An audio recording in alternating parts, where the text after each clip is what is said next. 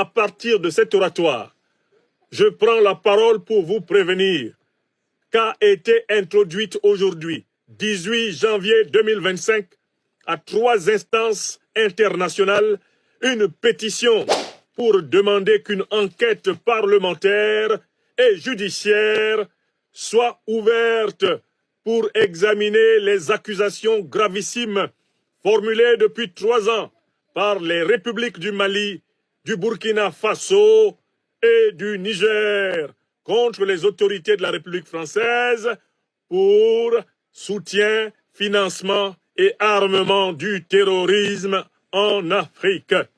Est-il normal que depuis bientôt 4 ans, 3 États africains affirment avec force et vigueur, affirment avec force, référence et précision que la puissance française est coupable de financer, coupable de conseiller, de médiatiser, d'armer, coupable de soutenir les terroristes en Afrique sans qu'il y ait une seule instance de droit international ou de droit national qui s'en saisisse.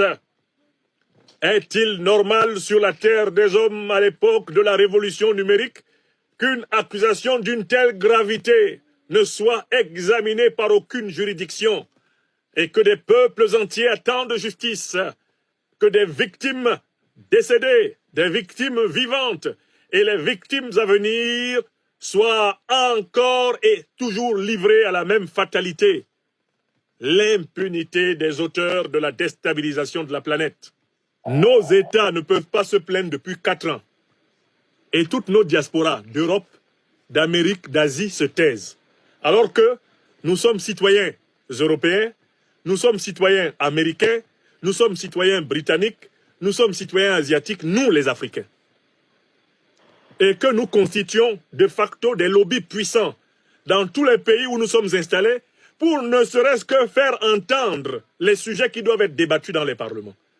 Est-ce qu'il est normal, avec la formidable diaspora afro-américaine ou africaine des États-Unis et du Canada, est-ce qu'il est normal, avec la formidable diaspora africaine d'Europe, la formidable diaspora africaine d'Asie, que la question du financement, du soutien au terrorisme n'ait pas été imposée dans les institutions en Europe, en Amérique et en Asie?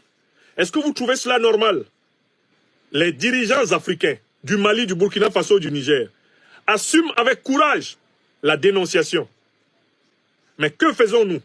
Nous qui sommes confortablement installés dans les diasporas, dont beaucoup d'entre nous bénéficions de la citoyenneté de nos pays de résidence.